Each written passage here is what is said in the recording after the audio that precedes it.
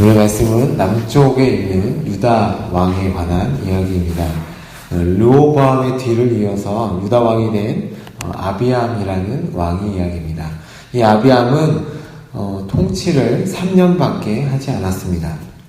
나라가 둘로 나뉘면서 시작되었던 그 두 왕국의 갈등은 아비암 때와 아비암 왕 때에도 계속되었습니다. 역대하 13장 말씀에 보면 이 아비암에 관한 이야기가 나오는데 주전 912년쯤에 아비암이 에브라임에서 이 여로보암을, 그때 당시 북왕국 이스라엘을 다스리고 있던 여로보암을 물리치고 베델과 그 다음에 여사나 에브론과 그 동네를 빼앗았다고 기록하고 있습니다. 아비암의 통치는 그 북왕국 이스라엘 대적함에 있어서 군사적으로는 상당한 성공을 거두었습니다. 그러나 종교적인 면에서는 낙제점을 받고 있는데, 그는 조상 다윗과 같이 행하지 않고 아비암의 아버지 르호보암이 따랐던 그 죄들을 따랐다고 말씀하고 있습니다. 그 르호보암의 죄는 저희가 어저께 보았던 14장 22절에서 24절 말씀에 나와 있습니다. 르호보암 시대 때 유다 사람들은 산 위, 그리고 모든 푸른 나무 아래에 산당을 짓고 우상과 아세라 목상을 세우고, 그리고 남색하는 자들을 두었던 것입니다. 그것뿐만 아니라 이스라엘에서 쫓아내었던 가나안 땅에서 섬기고 있던 그 우상들을 섬겼다라고 얘기하고 있습니다. 오늘 말씀에 이런 아비암의 사적이 어디에 기록되어 있냐면 유다 왕 지략의 역대 지략이 기록되어 있다라고 7절하고 8절 말씀에 기록되어 있습니다. 유다 왕 역대 지략에 보면 아비암의 통치에 대해서는 훨씬 더 많은 이야기들이, 더 많은 역사들이 기록되어 있을 것입니다. 군사적으로, 경제적으로, 그리고 업적에 대하여도 많은 정보를 제공하고 있었겠지만, 오늘 성경은 이런 것들에는 관심이 없고, 성경의 유일한 관심사는 아비암의 개인적인 신앙생활에 관해서 말씀하고 있습니다. 그의 통치가 유다의 개인적인 신앙생활이 그 유다에 얼마나 많은 영향을 미쳤는가에 관심을 두고 있다는 것입니다.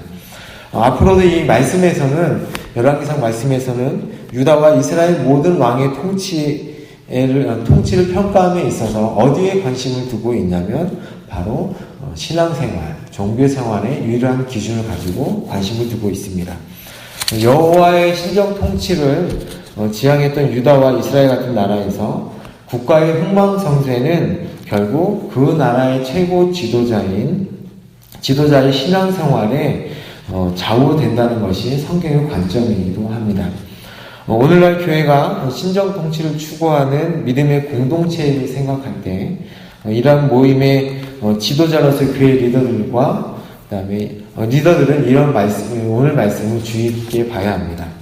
리더들뿐만 아니라 교회를 다니고 있는 성도들도 이 말씀에 관해서 주의 깊게 봐야 되고 기억해야 될 말씀입니다. 우리들의 영성이, 우리들의 신앙생활이 교회에 속한 모든 지체들에게 커다란 영향을 미칠 수 있기 때문에 그렇습니다.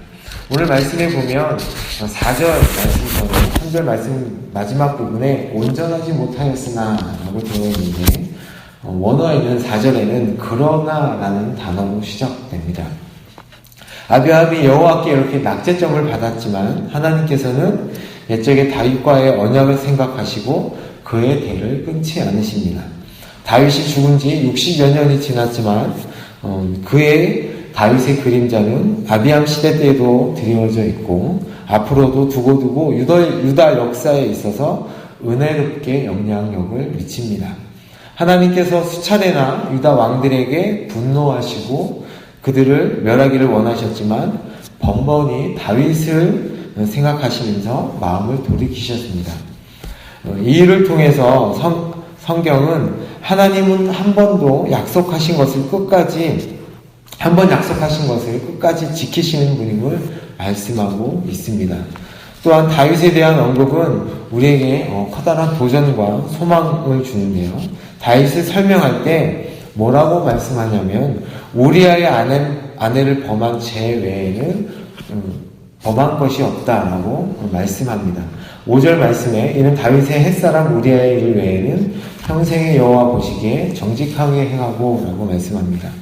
그런데 다윗이 범한 죄가 이것밖에 없었을까요?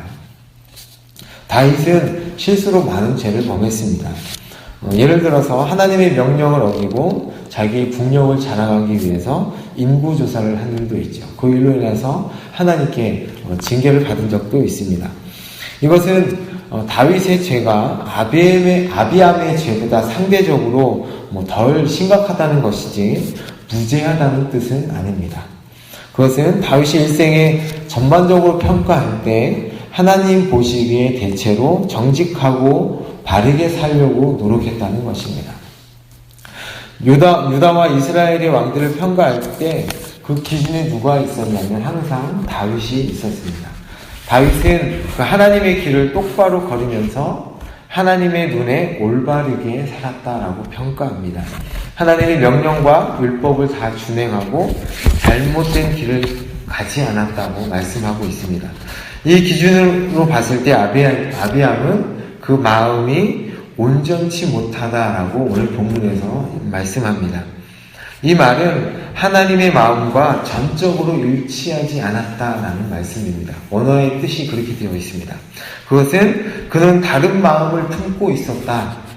그는 두 마음을 가지고 있었고 변하기 쉽다라는 단어로 되어 있습니다.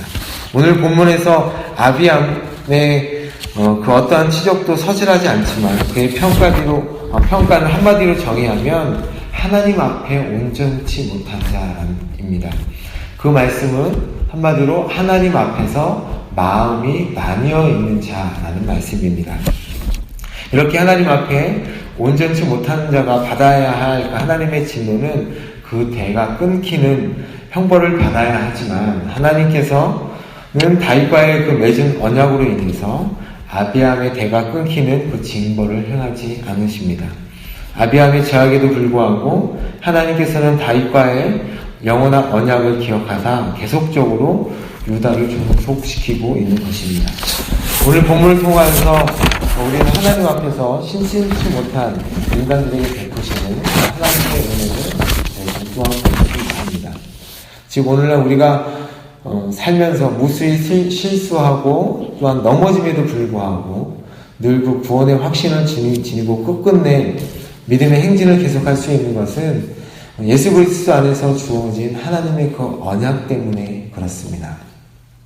오늘 이 말씀을 기억하면서 저희가 어떻게 살아야 할까요?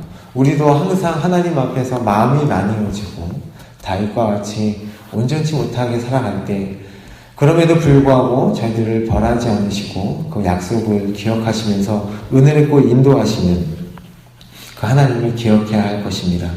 우리도 넘어질 수 있습니다. 실수할 수 있습니다.